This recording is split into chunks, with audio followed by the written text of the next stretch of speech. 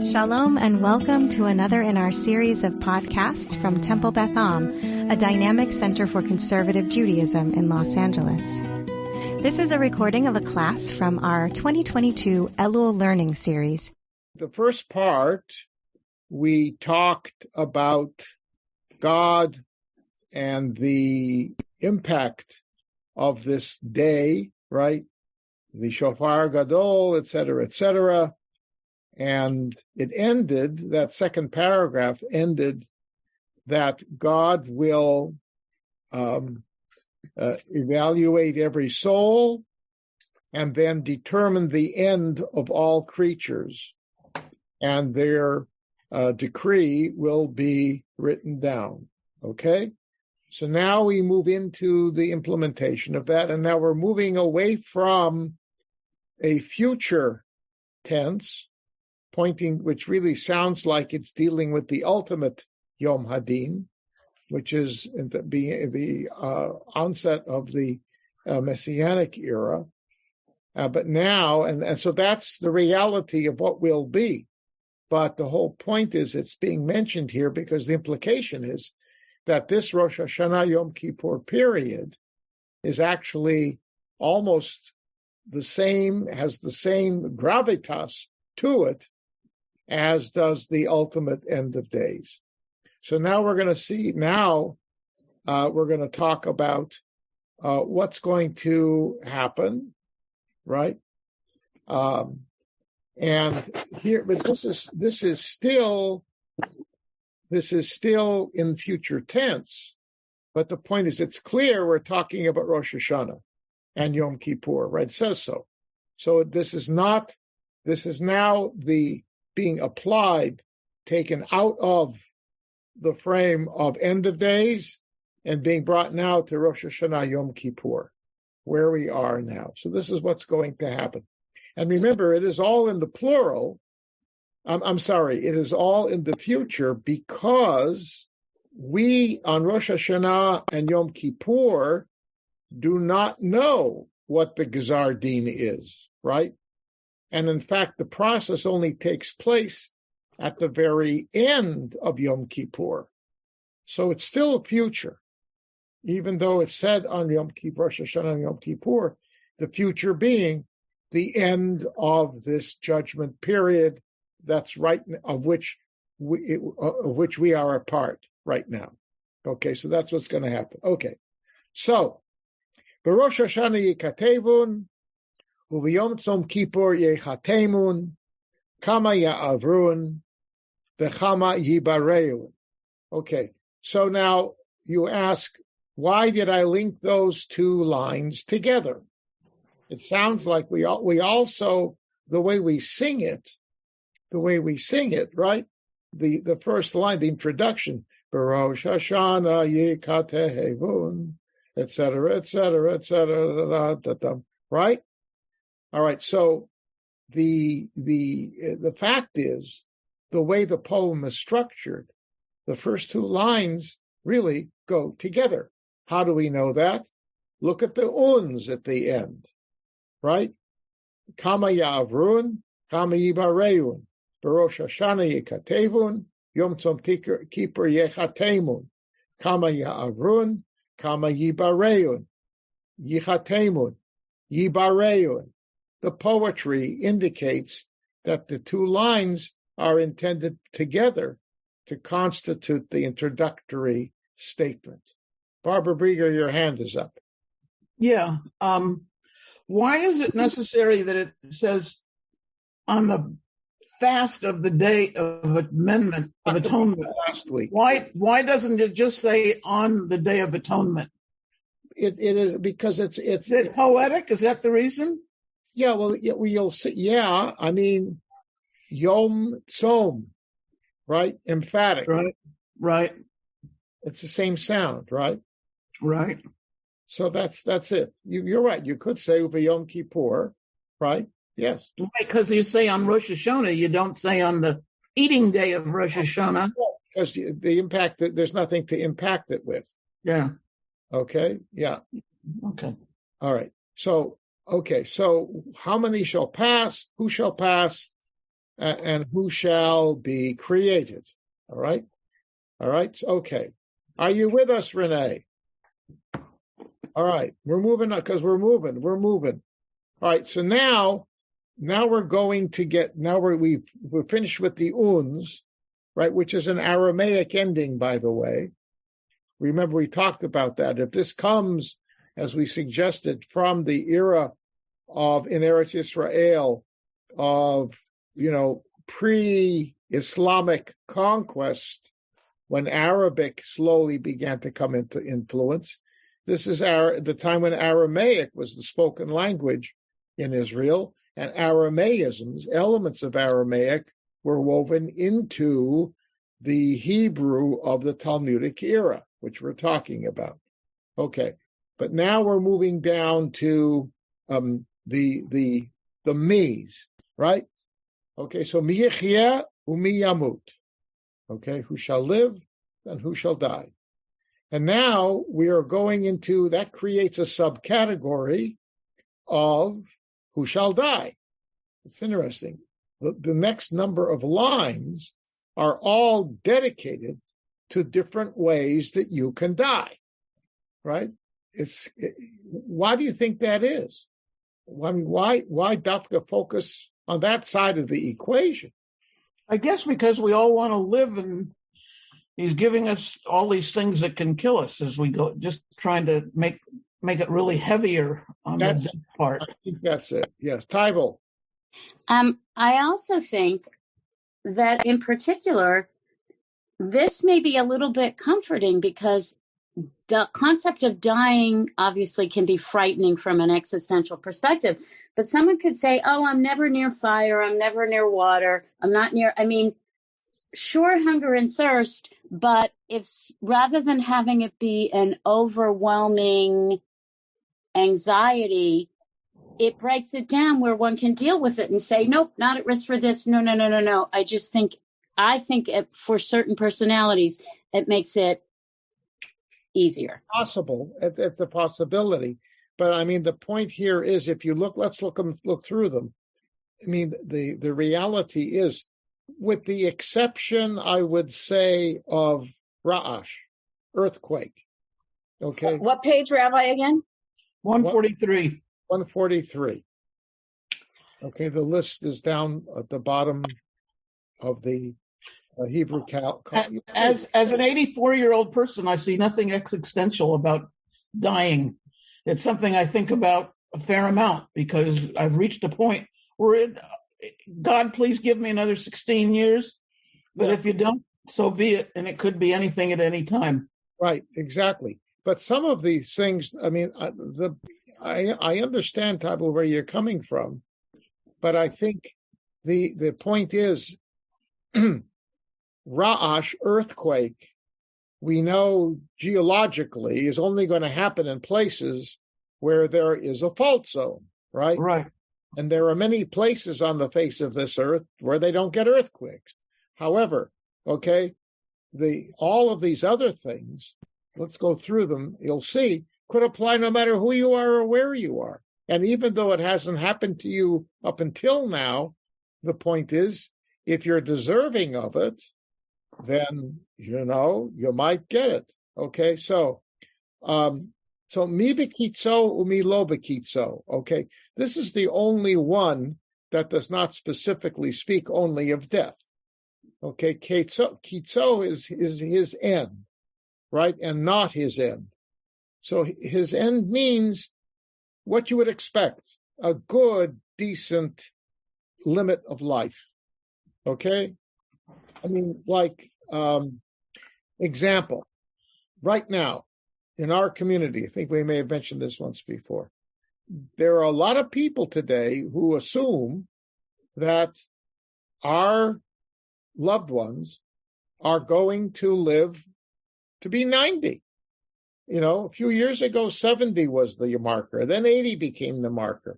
Now, 90 is definitely within the realm of not enough. It is.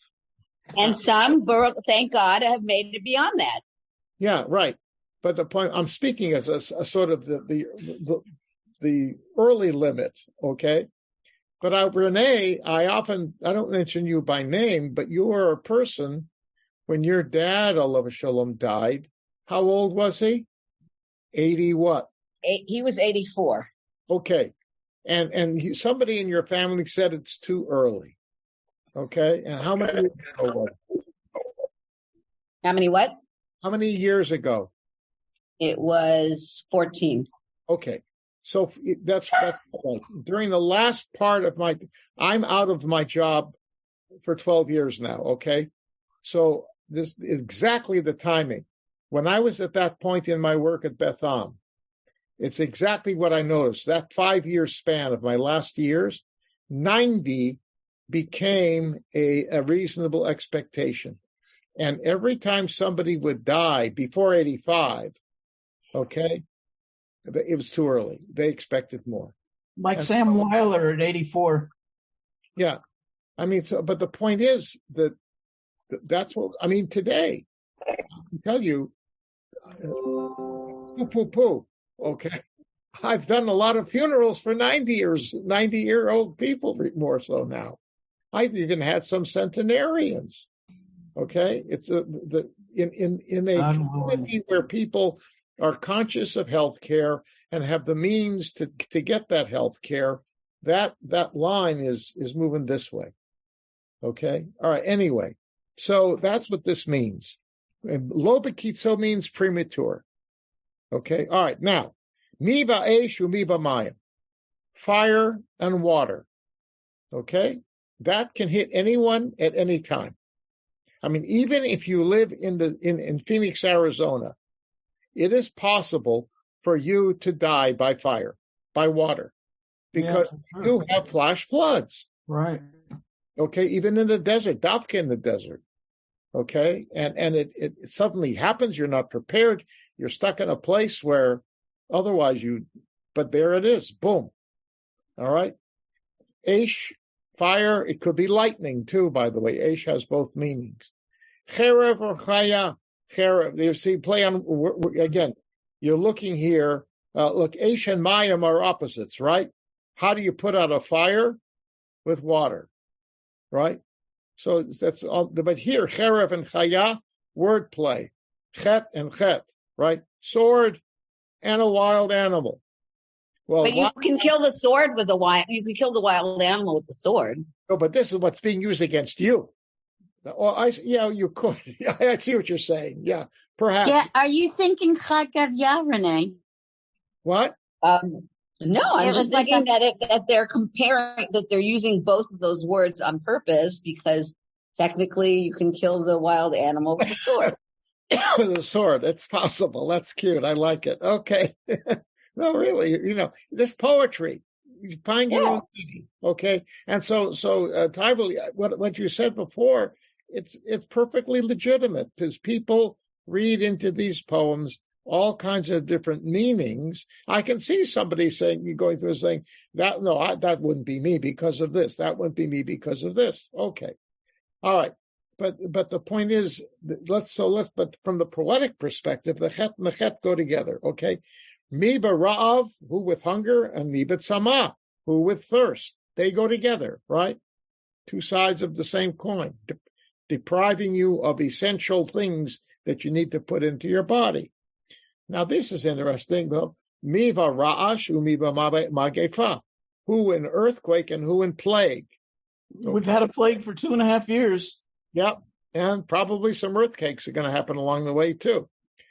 So those could be very relevant for those of us in Southern California, both of them. I think I mentioned once before that when Cantor Kellemer used to sing this, he used to go, Mi v'ra'ash, because he knew that the earthquake could happen. Right there. I just want to say that I was once visiting an aunt in Riverdale, New York, and sleeping on her couch. And in Riverdale, New York, an earthquake knocked me off that couch. Are you serious? Wow. I am serious. It was in the 1980s. And then in Maryland in the 20-somethings, we had an earthquake here that broke shelving in the bathroom and knocked things over. So I'm just saying. Yes. Even when not in Southern California. That's right. I agree. But by the way, you should know. I don't know where the epicenter of that New York thing was, but 125th Street is a fault. If you live on Broadway, you see it right away. You can understand it.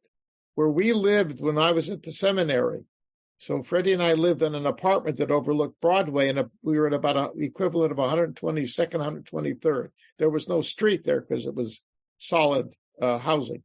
Anyhow, so it was we were between 122nd and 125th, all right?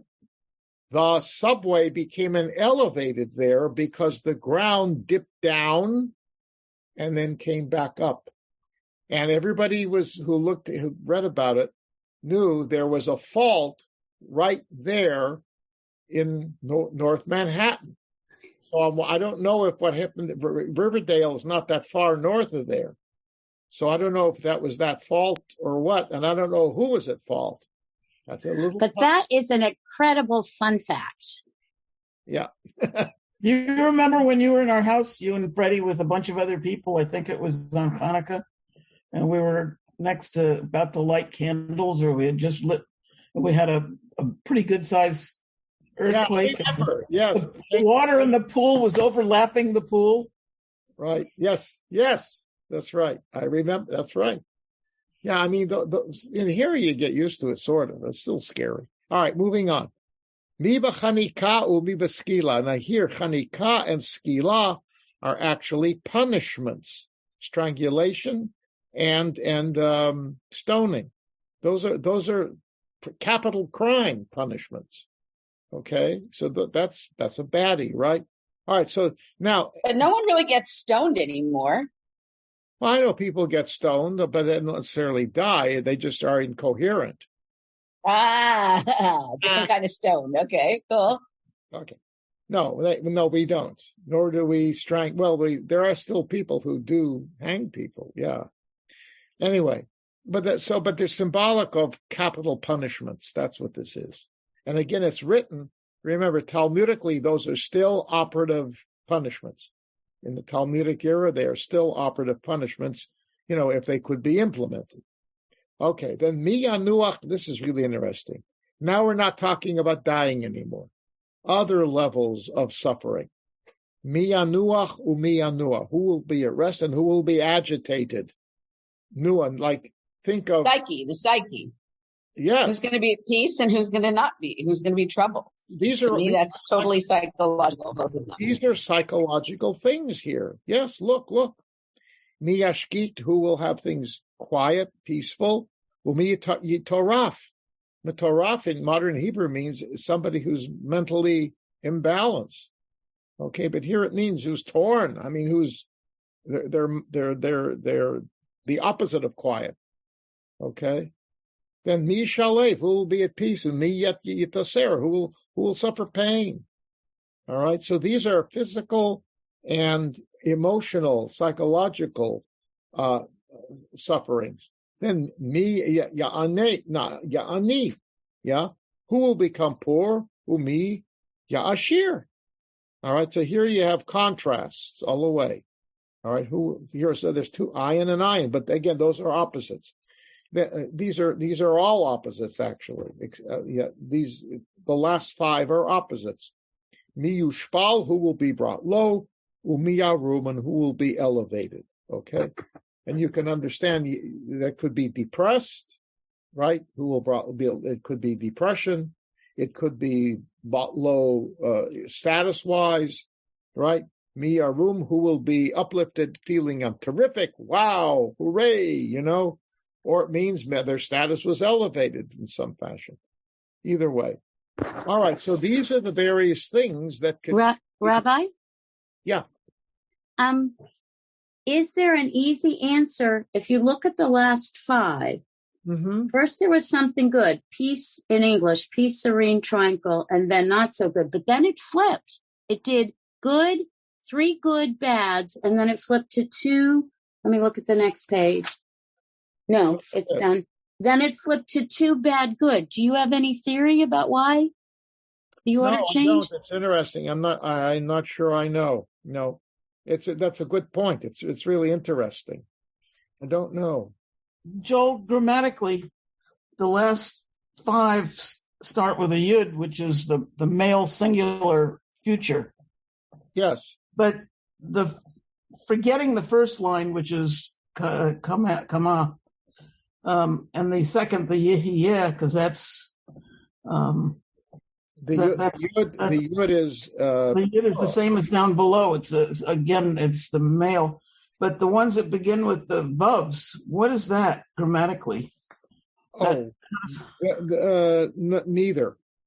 It's referring with it means with or by. Who with fire? Okay, yeah, okay. Who with fire or who by fire. So that it is. Yeah, thank you. It's a preposition. I should have known that because I've been studying with Barrett, but I didn't see it. Thank you. All right, we'll forgive you this time, Barbara. But next time you better watch it. Okay. Now, turn the page. All right, so now that's all the horrible things. Okay? And now we're going to learn why there's hope. And that's the power of the poem. It shakes the dickens out of you with fear, but then it says, hold on. There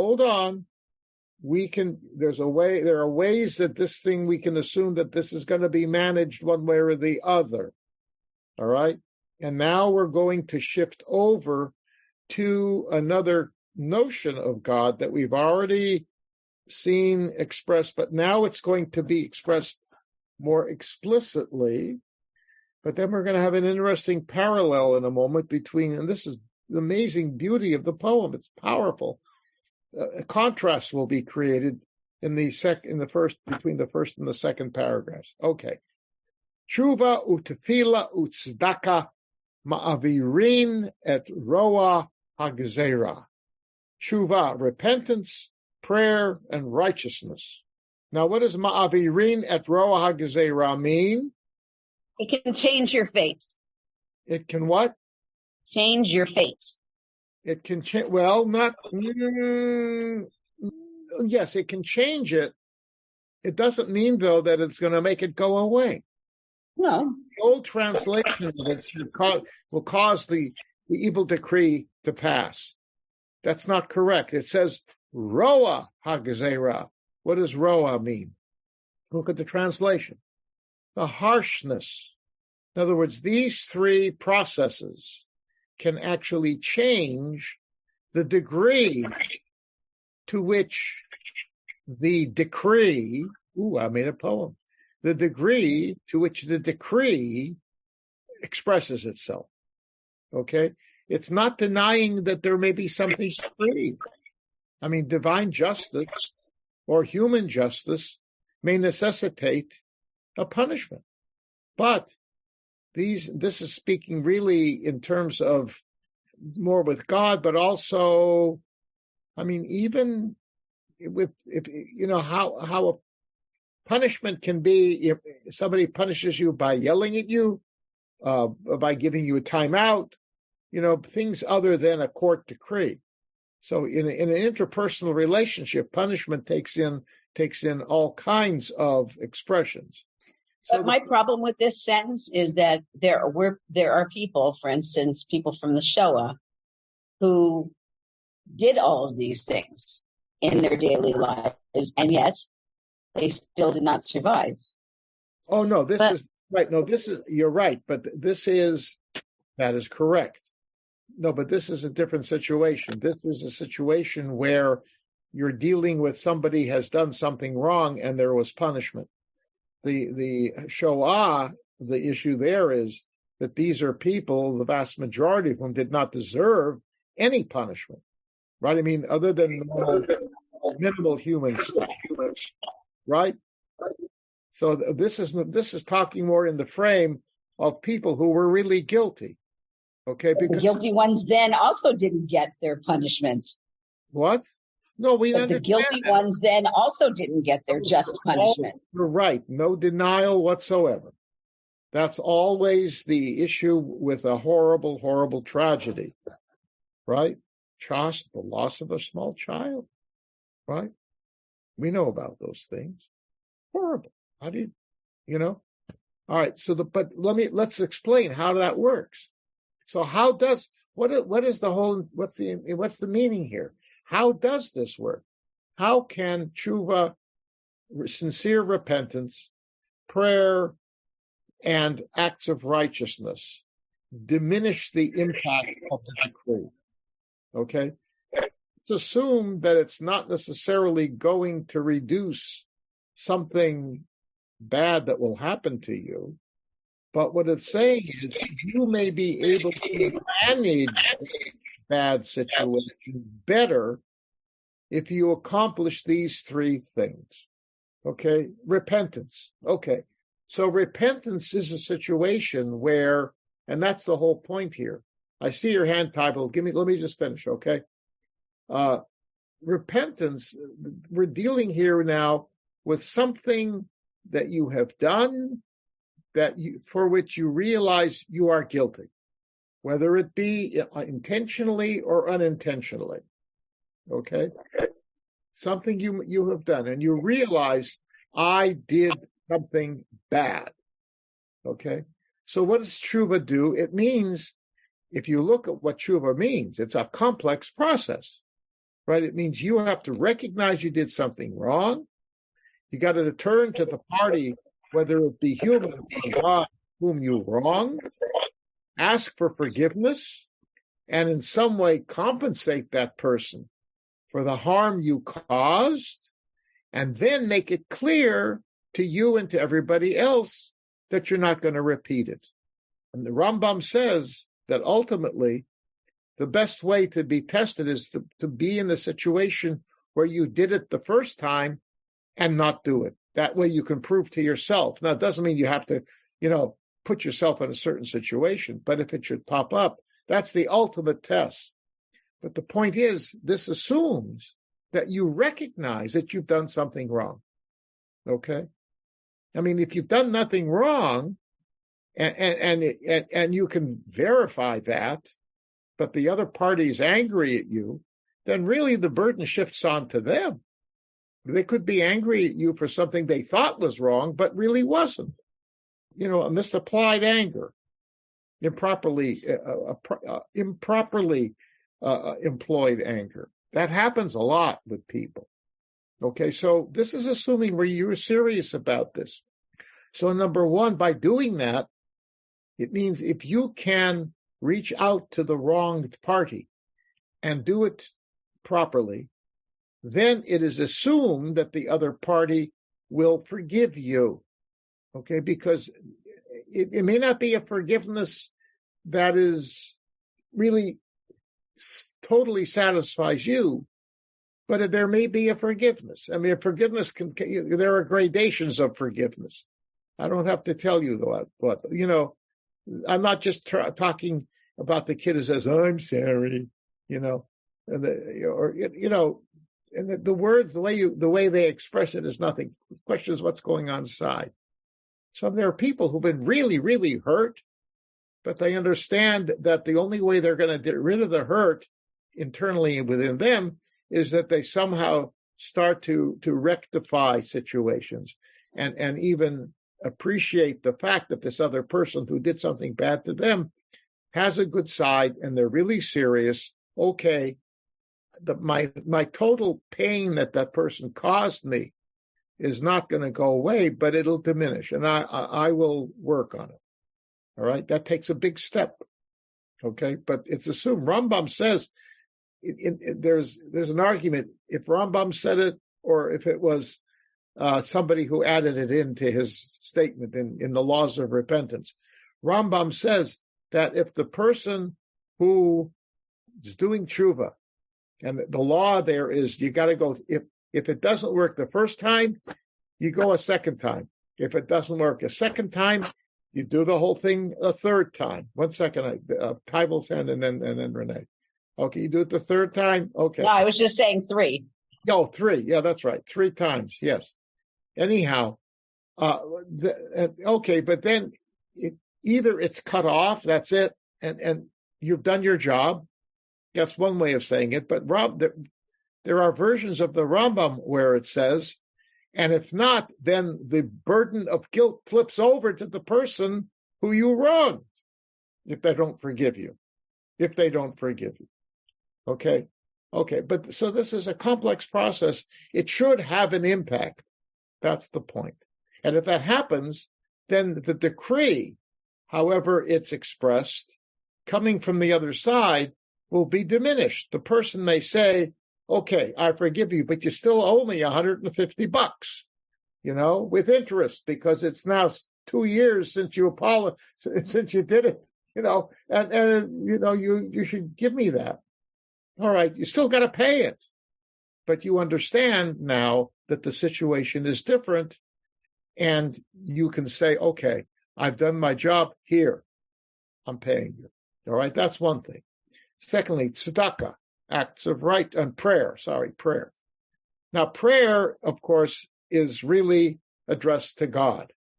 You don't pray to another human being, right? So this is to God. So this deals with the things that where you really violated serious principles that we believe are ultimately divine in origin. All right, whatever they might be. And here too, we'll see. God, we've already seen this. God can check our innards, right? He knows our sincerity. Yes, we've discussed that before. Bochein klayot b'lev. Yes, God checks our innards and our heart to see what we're really thinking and feeling. Okay, so we have to convince God through prayer that we are sincerely penitent, we ask for forgiveness, and we will not do it again. Okay, that's what God expects. And if we do that, and we are sincere, then we can expect that God will forgive. Now again, there may be certain negative ripples that come out of what you have done that are inevitable. Okay? For example, you go into a treif restaurant and you have bacon and eggs for breakfast, okay? Because you're not secure in your kashrut. So you say, what the heck? I'm gonna have some bacon and eggs, okay? And you taste it, and you know what? It's not all it's cracked up to be. But you did it. And somebody walks by and they say, oh, look, Chaim had bacon and eggs for breakfast. That son of a gun, I thought he was a religious Jew. Oh, boy, I'm not going to trust him anymore because he passes himself off as a religious Jew. Okay, so who have you wronged? God. So you go to God and you say, I'm sorry, God, I'm sorry, I won't do it again. It was a moment of impulse. It was totally wrong, etc., etc. But Moshe saw you. Okay, and he saw what you were doing, and he was totally astounded.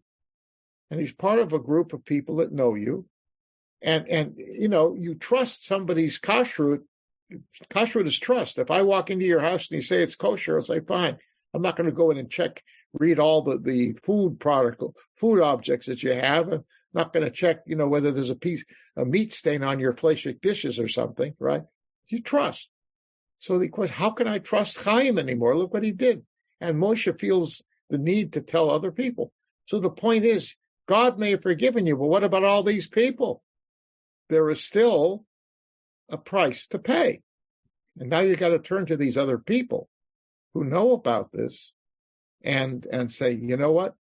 Yeah, I was wrong, and make them and convince them. Okay. So the prayer itself might rectify it with God. But again, because of the human situation that's involved, you may need to do something with the people around you because of trust. Okay? All right. And then finally, tzedakah, acts of righteousness. So the point is, if you can act, now it doesn't mean that you can choose A, B, or C. The point is, you got to do all three. Because remember, when you wrong a human being, you still have to ask forgiveness from God. Don't forget that. Don't forget that. And in a situation where you've wronged the human being, if you don't ask forgiveness from the human being, God can't forgive you. So in areas of human being, interpersonal things, it's got to be both vertically and horizontally. Okay? Now, tzedakah. Having done A and B, you've done tshuva, you've prayed, okay? Acts of righteousness, then, will also help to diminish the impact of your whatever consequences, because you will understand that you're working, you will start to change your character. You will define to yourself what it was, and you will now move to you do righteous acts in order to make sure that the change sticks, because you're moving in a way of righteousness. And it's called, this would be behavior modification through righteous activity. Okay, whereas before, unrighteousness, lack of righteousness is what prevailed. Okay, so all of these things then, what it is teaching us is that these can, to some degree, limit the scope of whatever the decree might be. And the decree can come from any kind of different direction. That's what it's saying. All right. I'm finished with my little sermon. Okay. Tybal, you wanted to make a comment? Just when you started talking, when we just flipped the page and you were saying the three things, tshuva, tefillah, tzedakah, and what that can do, what I thought of, and I'm just interested in your reaction to that, is Jewishly what we talk about all the time is the difference between wishing for healing and wishing for curing. What was it? Wishing for healing and wishing for curing.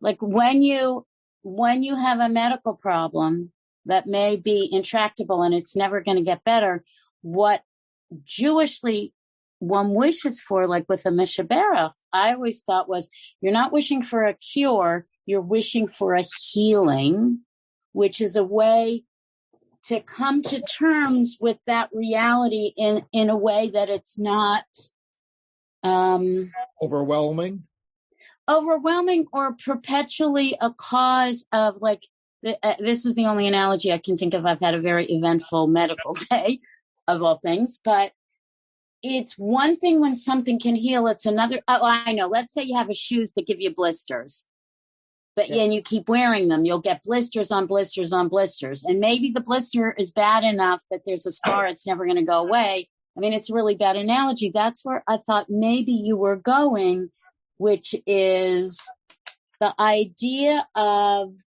the coming to an acceptance of something as a reality and whatever you could have done, rather than fixing it. You can't fix it. Like a cure would be fixing it. Yeah, I see. I thought that's where you were going, but then I wasn't so sure. Well, no, I didn't think of it, because I'm thinking the point is, that's where disease, let's talk about that for a moment. I think you need to do tshuva, if you do that to yourself, only from the perspective that God does not want us to inflict pain upon ourselves and maim our bodies, right? That's a sin. So yes, you got to set it right with God. That's the first thing. But secondly, yes, the result of it might be, no, I think you're in line with what I was just saying. The result of it might be that you've created a permanent problem for yourself. Okay? So you understand that you're responsible for it. You understand that you ask God for forgiveness. But now you've got to figure out, what can I do to manage the challenge that I have created for myself, right?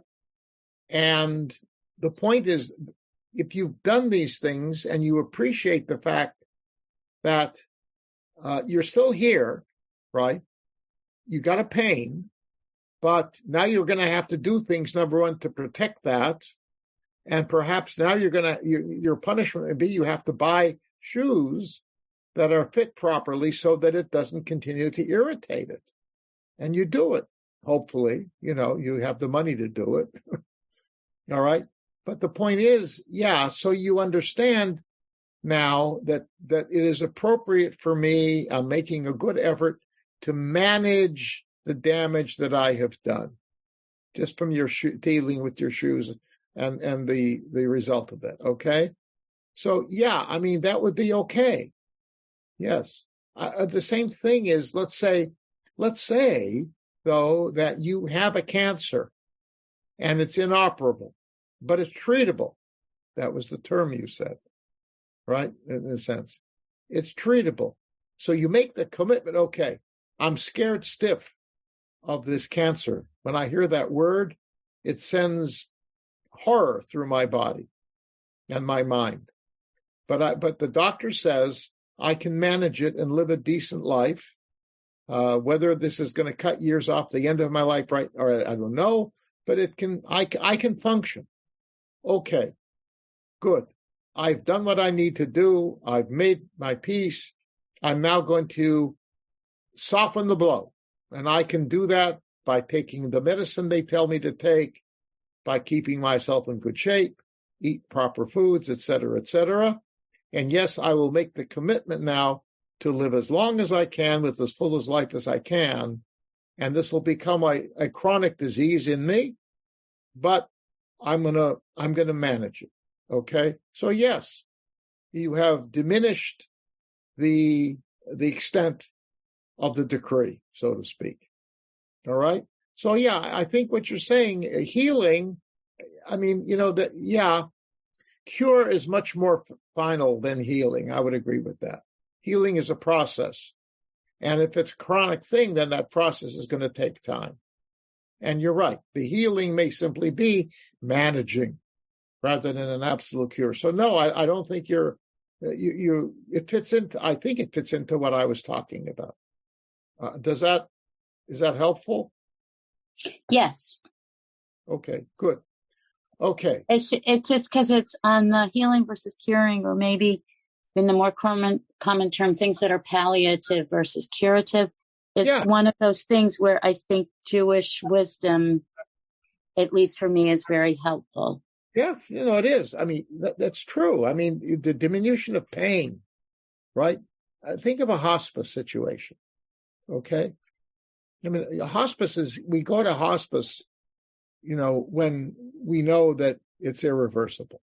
And it's a legitimate option. Of course, this is across the denominations now. You have Orthodox people going into hospice as well. You do conservative reform or nondescript, whatever.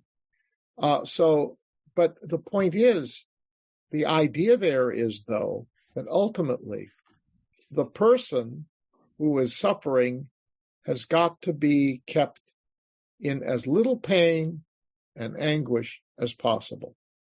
I know somebody who had incurable cancer and they were basically fine. They began hospice care 6 months before they were told that they were going to die. Interesting. Okay. Knowing that over time he was going to decline. And he, at the beginning, the treatments were minimal because that's what he needed, right? But over time, he segued step by step into the more intensive pain management things, changes in diet, whatever they were, to keep him going, because he wanted to at least get the most out of what he could do, given the limitations. And he made the decision that by going into early hospice care, he could do that. Well, that's what hospice care is supposed to do, is start about 6 months. When they estimate you have 6 months or less to live, you don't wait till they're 1 month to live. Right. A lot of people do, though, because people don't think about this, unfortunately. Right. I know that. Another thing is with the Mishaberach, it's my understanding that a Mishaberach is not really going to heal people. Right. because God willing, God should do something specific for specific people is not really reasonable. Right. But that it eases the mind of the person for whom the Mishaberach is being said, and even for the family members who want it to be said. It makes people feel better that they're doing something to make the mental status of the person that's sick better. Well, yeah, exactly. And even the family.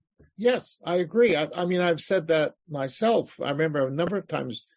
I mean, I always do Mishaberach for people who was ill, and I would tell the community, you probably heard me, tell the congregation, it's not a magical thing. It doesn't make magic.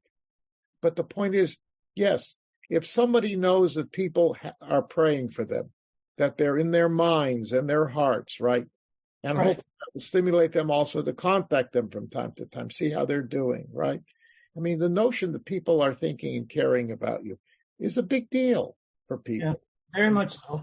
Right. And also it makes us feel like we're doing something. I mean, I know with Stanley, part of why I was doing the Mishaberach all the time and part of why I read Tillim for him all the time was because I couldn't do anything else. And at least it made me feel like I was doing something. That's what I said, for the family and for the person for whom it's given. Right. Of course, it was also why I stopped reading Tillim for him after he passed away. For me, home and Zoom on Shabbos, when the list is read, I mean, it's me. I don't know. No one may be looking. I know the people leading, the screen isn't up, and other people may have speaker view, but I'll just show you. Whenever my name is read, I always do my virtual background, just acknowledging that I hear you reading my name, whichever clergy member.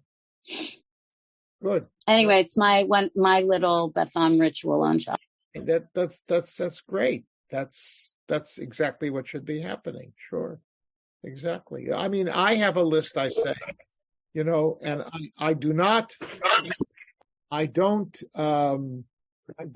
I don't read it out loud because it's so long. Okay.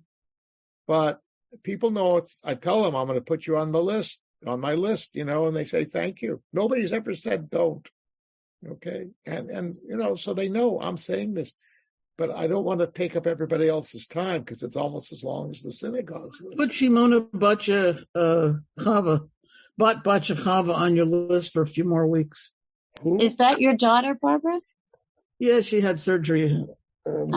She hasn't been on my list at all. She's got I know, but add it to your list, please. All right, 1 second. Let me I got to find something to write it down. Is she on the shul list? Yes. Because the other interesting thing for me is because I'm someone who's never going to get off the list, or if I get off the list, it's because I'm dead. But how I was way back when at the very end of the list, and I'm slowly moving away. Shimona Batya Chava. What? Shimona Batya Chava, or Shimona Chaya Rachel Batya Chava. What's the full name? Batya what? Chava. Your name is Batya Chava? Right. Okay, 1 second. Thank you. Batya Chava and Shimona, but what else is her? Shimona Chaya Rachel. Say it again, please. Shimona Chaya Rachel. Shimona Chaya Rachel. Okay. You wouldn't let me make it Shimona Chava. All right, fine. Done. I'll add it to my list as soon as we're finished. She just needs it for the next 2 to 4 weeks because of post-op. So I will tell me when to take it off. Okay. All right. Okay, so moving on. Same, Barbara. I'll put her on my list as well. Good. So Shimona Chaya Rachel Batya Chava. Okay. Oh, we did a little mitzvah here. This is good. Now, okay, so why can we assume that this process of tshuva, tefillah, and tzedakah will have some sort of an impact that will be helpful to us? Because now we're going to talk about God. Ki kishimcha ken tihilatecha. Because of your name, the praise of your name matches your name. In other words, we praise your name. Your very name is a reason for why we praise you. So what's God's name? What is God's name? Which name? Well, he only has one. Oh, the tetragrammaton, the Yud He Vav He? Tetragrammaton, Yud He Vav He. Correct. And I say it, okay? I don't do the Yud Ke Vav Ke. I say it, okay? Anyway, I never pronounce the name because I don't know how to pronounce it, all right? And I'm not going to play games with that one because not lightning's going to strike me. I don't think so. But I just don't know. Nobody knows. All right, anyway. But the point is that name has with it an association that is a reason that is praiseworthy. Okay? So what is the principle associated with Yud He Vav He that makes it praiseworthy? We've mentioned this before, and that's what's going to emerge now. All right, so let's see what it is, and you will then tell me what characteristic, what attribute are we talking about that is associated with God's name. Okay, here we go. Kasher lichos, difficult to make angry. V'noach l'ratzot, and eager to look favorably upon, others. This is all God, right? Ki lo tachpotz b'mot hamet. You don't desire the death of someone. Okay, mot hamet, the death of a dead person. Doesn't mean that you don't desire that someone should be killed so they're dead. You don't want that. What ki im b'shuvo midarko v'chaya. You want him to return, to do repentance, to do tshuva, return and live. Okay? Now here, the ad yom moto techakelo. And until the appointed time of his death, you will wait for him to do that. Im yashuv miyad tekablo. And if he returns, if he repents, immediately you'll accept it. Okay? And all right, so what attribute of God is associated with Yud He Vav He? Rachmanut. Rachmanut. Bingo. Who said that? I did. Renee said it, but I would have said Rachmanus. You're both right. Yeah. Yes. Yes, that's the point. Exactly. So that's the essence, right? I mean, remember, Hashem, El Rachum, Buchanun, Erech, Apayim, Rav Chesed. We're going to say that. We're doing it during Slichot. Said it Slichot. We're going to say it a lot. We say it.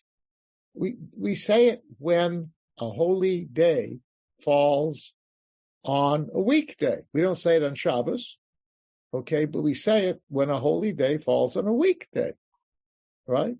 Hashem, El Racham B'Chanan. Even if it's not Rosh Hashanah Yom Kippur. Talking about Slichot, why is it the week before and not this coming Shabbos? Because it's too short. Why is it? What length of time? If it's closer. Isn't it 3 days? There has to be at least 3 days. It's got to be more than 3 days. Okay. Yeah, that's too short. You got to have more time to get into the slichot, so we kick it back. All right. All right. So yes, it's Rachmanut. Yes. Okay. And then finally, but also something else. Emet ki atahu yotzram. Right. It is true. You are their creator. You are the God who shaped us, who created us. Ve'ata yodei yitzram. And you know our inclination. The poetry. Yotzram, Yitzram. You see it? Yotzram, Yitzram. Right? And you know our inclination. Kihem basar v'dam. That we are flesh and blood. In other words, that knowledge, God knows exactly what we are. And as flesh and blood, he knows we are really imperfect. And we can sometimes allow our Yetzer to push our flesh and blood to do things that it shouldn't do. And God understands this. Okay? And that's why he's willing to forgive us immediately, as soon as we do it. And he wants it that way. Okay, so God's name is an indication of what God really wants. So do it. Do tshuva. Do it. And there will be forgiveness on God's part. Okay, that's what it's saying. Hopeful, right? On page 143, we were depressed. Now there's hope. But now there's going to be a statement. I'm going to finish this, so bear with me, okay? Because I'll move quickly. But these next two paragraphs are amazing, all right? Okay, so what is the human being? He says we're basar v'dam. And that leads immediately into the next paragraph, which is now going to talk about basar v'dam. We've already talked about God, right? God has all this patient and forgiving. What are we? Okay. Adam yesodome afar v'sadola afar. We are, our origin is from dust and our end is to dust. Right? Clear. B'nafsho yavi lachmo. We got to work our hearts, our souls out. So, nefesh means the power of life within us. We've got to work our power. It's a life of sweat, of hard work to bring our bread. In other words, our bread does not appear magically like the manna in the desert. We got to work. We got to schwitz to make we got to work hard to get food. We are equated, we are compared to, these are metaphors for us, okay? We are a cheres hanishbar, a smashed piece of pottery. Chatzir yavesh, bone-dry crops. Tzitz novel, a spark that passes right quickly. No. A shriveled flower. That's what it is. Tzitz is a flower. It sail over like a passing shadow. Anan kala, to a very light cloud that just disappears. Kirach no shavet, like a breeze that blows. It's here and it's gone. Ka'avak poreach, like dust that is scattered in the breeze. It's interesting. The breeze comes before the dust, right? Kechalom ya'uf, like a dream that just flies away. Okay. Is this shard in any way related to the shards that we place on the eyes of people when they're undergoing after death, when they're put into the? Well, in a sense, but this is really talking about the temporary nature of human beings. And that, Go ahead, continue. When a person gets, and all of a sudden my senility is showing again. When we wash them down and then we're putting them into the casket, and we put broken shards on their eyes, cover their eyes. Is there any historical relationship to this, as well as what Jeremiah said? I read in the note down below that this comes from. Yeah, probably is. Yes, I would think so. I don't know the history of the development of the customs. I can go along if you don't know. That's fine. But I think it might be, yeah. But it's a good analogy. Absolutely. Well, you can notice, look below on the page. Wait 1 second. If you'll see below, all of these are drawn from biblical sources. Okay. The poet has gone out of the way to pull out of the Tanakh these metaphors, all of which point to the temporary and delicate nature, the weakness and the fragility, that's the word I'm looking for, of the human being. That's us, right? And God understands that. He understands us. And this is trying to help us understand it. Okay? Well, the implication here is we are very fragile. Therefore, it's probably in our best interest to draw as much strength as we can, right? From getting God's support on our side so that our fragility won't cause us to suffer. We're going to die, right? We're going to die. Doesn't talk here about Olam Haba, right? That's not the issue. You don't want to bring it up, okay? This is what we are, and it's very powerful. By the way, it's interesting.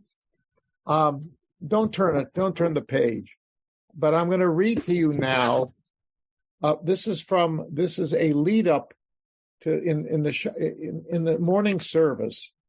This is what is said to the during the weekdays and on Shabbat. This is in Birkot HaShahar. It's in the Mahzor as well. This is before we actually say the list of the 13 blessing. Baruch Hashem, She'asani this and Shelo Asani that, and so forth and so on. This is a number of pages before it, okay? But it is also the lead up to the Al Chet on Yom Kippur for Shacharit, okay? So here it is. So, you recognize Hazdunot v'Ashkagot Atamakir. You recognize our sins and our mistakes, acts of will and those committed under compulsion. Public acts and private ones are equally revealed and known to you. Okay, that's the introduction. Then it goes on. Listen to this. Ma'anu, mechayenu, mechasdenu, ma'tzidkenu, ma'yishenu, ma'kochenu, ma'gvuratenu, ma'nomar lefanecha. Okay. What are we? What is our life, our goodness, our righteousness, our achievement, our power, our victories? Okay? What shall we say in your presence, Adonai, our God and God of our ancestors? Heroes count as nothing in your presence. Famous people are as if they never existed. The wise seem ignorant. The clever ones as if they lack reason. The sum of all their acts is chaos. In your presence, the days of their lives are futile. Human beings have no superiority over beasts. All life is vanity. Okay, etc., etc. All right? What can we say before you? You who live in the transcendent. You live on high. What can we tell you about ourselves? You who dwell on high. Surely you know both the secret and the revealed. Okay, you see here it's the same notion, right? That and here, of course, this in the Mahzor, in its placement here before the Al Chet, clearly it's intended to do the same thing here, although here we're not there yet. This is a lead into the Kedusha. But this notion of our immense minuteness, okay, if that's not a contradiction in terms, our immense minuteness in comparison to God is just the reality. So it's used elsewhere. I'm saying different words, but you see here too, you see there's it's sort of a rhythmic. Cheres hanishbar kechatzir yavesh ketzitz novel ketzel over keanan kala ruach noshevet avak poreach chalom yauf. Right, that rhythmic repetition, and here me. Anu, mechayenu, matzikenu, matzikenu, ma'yishenu, ma'kochenu. It's like a mantra, but it's a mantra of putting human beings in their place. All right, I don't know who wrote that poem. I don't know if it's the same. I don't know. I didn't check the authorship of that. Anyway, but you get the point, right? Anyhow. It's this powerful stuff. All right. So but this is God. Now we're going to finish up. So we are these fleeting creatures, here today, gone tomorrow. The Atahu Melech El Chai V'Kayam. By contrast, you are the eternal King who lives forever. Ein kitzva lishnotecha. There's no limit to your years. Okay. Now remember in the first part of the Natana Tokef, we said God establishes the kitzpah, the limit of human life, and now that same term is picked up by the poet in comparing God to humans. There's no limit to your years. Ein ketz la'orech yamecha. There's no end to the length of your days, right? What does Kabbalah call God? Ein Sof, infinite, right? Infinite. Ein Shur L'Markavot Kvodecha. There is no counting, no measurement of the, I don't know what Markavot means, chariots of your glory. In other words, the splendor of your glory, there's no limit to it. It's immense. It's infinite. It's infinite. Okay. So here we are. We are this totally finite, fragile creature that can poof like that disappear. God is this huge, immense, powerful, eternal entity, right? And here, listen to this. Ein perush la'elom shemecha. There is no interpretation, no explanation for the hiddenness of your name, right? We say it comes from the word haya, right? But we don't know. It means existence. Okay, what does that mean? Right? There's no way we can even understand the hidden meanings of your name. We say compassion, okay, but even that is imperfect. And we're talking here about an immensely powerful deity, right? But now listen where this goes. Shmecha, okay, all right. Shimcha na'eh l'cha. Your name is fitting to you, this Yud Hey Vav Hey name. Ve'ata na'eh l'shmecha, and you are fitting to the name. It fits you perfectly in the sense that we don't understand what God's name really means. And guess what? We don't understand the full essence of what God is. That's perfect. We are only dust. It's a humbling statement, right? You see the gap? Yeah. And it's something, I think this contrast here is very significant, especially in the 21st century. We think, we can do this, we can do that, da. All right? It sounds funny when you first read it or say it. Your name befits you when we don't understand what the name means. Yeah. But the line above where it says there's no understanding of the mystery of your nature makes this line very logical. Yes, exactly. Right. Okay. However, all of that being said, Ushmeinu karata bishmecha. You have called, when we say our name, we use you, we allude to you. We how's it say it here? You have linked your name with ours. Okay. That's okay. That's only, there's a question. That's only because we believe that God has chosen us, that we say that she has linked her name to ours. Is that correct?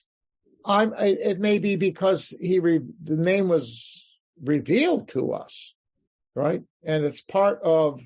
It's not clear. Again, I'm not sure if is he playing around. We are Bnei Yisrael, right? Right. Israel, yeah. All right, there it's El. That's one of God's names, okay. But I don't know that maybe. I don't know what the author has in mind, but somehow, yes, God has allowed his name to be associated with us. Okay? We super humble, lowly creatures can have the sense of a relationship with God, this immensely powerful being. Okay? And he has allowed us to link that name to us. Maybe it's referring to the use of the name in blessings. Even though we say Adonai, Hashem, whatever, right? The use of the name in the priestly blessing. Okay? The fact that it's, in the Torah that we read. And we confront it all the time. The fact that we use it, in names that we use for ourselves, right? Yirmiyahu, Yeshayahu, Yehudit, Yehudi. Well, it's very interesting. The word Yehuda, Judah, yes? Is that a composite between God, is something associated with gift thanks to God, modeh to God, modeh ani lefanecha, right? Or mo'odim anachnu lach.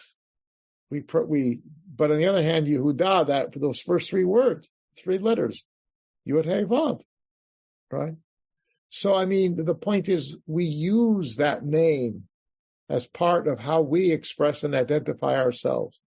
So in spite of the fact that we are lowly what we are, we still have a relationship with God, which means, therefore, that we can expect that if we do tshuva, then that relationship will serve to our advantage and we will be able to survive. Okay? And final statement. Again, the name. This thing began with Ki Kishimcha Kein Tilatecha, right? Second line on the page. Your praise is worthy. You're praiseworthy because the praise that we give to you is appropriate for your name. You are the Rachaman. Okay? So now, Aseh Laman Shmecha. You act kindly for the sake of your name. In other words, show the world, that's it too. Hold on. Right. What is our mission? What is the mission of the Jewish people? This may be also part of this.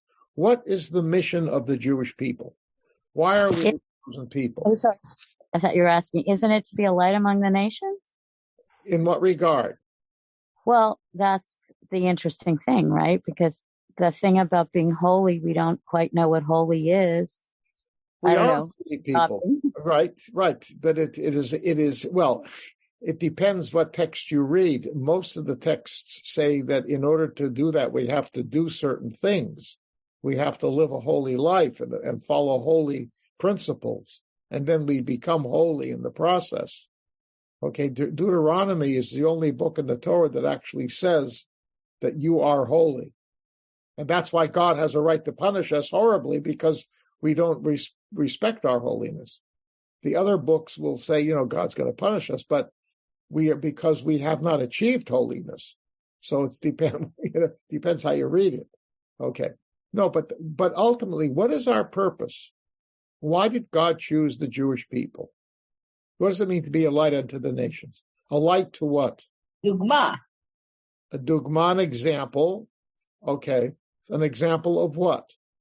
We're supposed to show how people are supposed to be.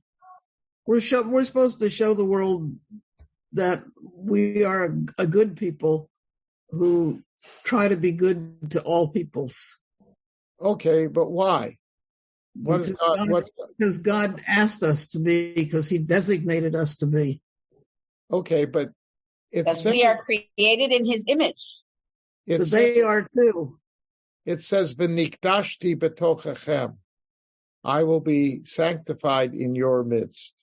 So if we don't behave well, then it reflects badly on Hashem. Right, and if we do behave well, then the other nations will it's like testifying to the other nations how good God is.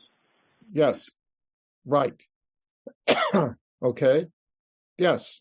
In other words, we are the ones who, by how we act, what we teach, we demonstrate what God, that this is because of this God. Okay? And the opposite, so we are the Mekadshei Hashem. We are the sanctifiers of God's name. And it's the name, that's a term that we use, right? We are the sanctifiers when we act in a way that does justice to what God represents. Then the rest of the world will say, oh my, they're right. There is only one God, right? Second paragraph of the Aleinu, which, by the way, comes from Rosh Hashanah anyway. Second paragraph, okay, we look forward to the day when they'll give up their idolatry and they will come to recognize you as the one God, ruler of the universe. But there's other religions that feel that there's only one God, right? I mean, right. But it shows us to be the leader in that. We're not telling everybody, nobody has to become Jewish. All right, we're not designating specifically which faith tradition the world is supposed to follow. We're just saying there's one God. And if everybody would come to that recognition, then it's likely that we could figure out a way to work together to do to this world what it needs to be done. It's an optimistic dream, of course. But the point is, in that sense, our name is linked with God. Remember what Ezekiel says. Why is God bringing back the Israelites to their land? For their sake? No, for his sake. Because every time as long as these people live outside their land, then people are going to say, boy, they have a weak, powerless God. He can't even bring them back to their land. Okay, that's how Ezekiel says it. But the point is, ultimately, how we live reflects upon God and reflects upon the degree to which the world can come to recognize that there is only one God. Okay? We are the ones who find holiness in all aspects of life, 100 blessings a day, right? We say blessings for this, blessings, Baruch Atah Hashem for this, Baruch Atah. We are associated with God's name. We show everybody that this is something that God has brought to us. Appreciate this one God who does all this stuff. And when we don't do that properly, or act, if we neglect that, or act opposite to all that stuff, then and they associate us with God's name, as we are, then obviously it's making a statement about our God. Either he's an evil God or he's a powerless God, because we're not even afraid of him. That's the point. Okay? Now that's what it says. Look, so do this for your name's sake, right? Sanctify your name through, I would say, those who sanctify your name. That's us. Ba'avur kvod shimcha hana'aratz v'hanikdash. Because of by virtue of your glory, the glory of your name, right? So which is revered and sanctified by us. And then it goes right into, if you're Ashkenazic at least, Na'aritzcha v'nakdishcha, the beginning. Well, that's for Musaf, right? But it's the Sephardim use that for Shacharit also. Okay, so in other words, but this notion, this is a revered and sanctified name. Who is it that does the revering and sanctifying of God's name? We do. So that's what it means that your name has been associated with us. We are the ones who take that name and bring it out into the world so that the world can accept and appreciate that name. Okay? And that's it. Okay. Yeah. An amazing poem. Structurally, ideologically, challenging, thought-provoking, right? I mean, I must tell you, I have never appreciated this as much as I do now because of wanting to prepare it for you guys. Well, I've never appreciated the way you made it for us tonight. Thank you. You're welcome. But I mean, thank you. But thank you for presenting me with the opportunity to do this. You have been listening to another in our series of podcasts from Temple Beth Am, a dynamic center for conservative Judaism in Los Angeles. If you enjoy these podcasts, we invite you to write a review on the Apple Podcast site or wherever you get your podcasts. For more information about Temple Beth Am Los Angeles, go to tbala.org.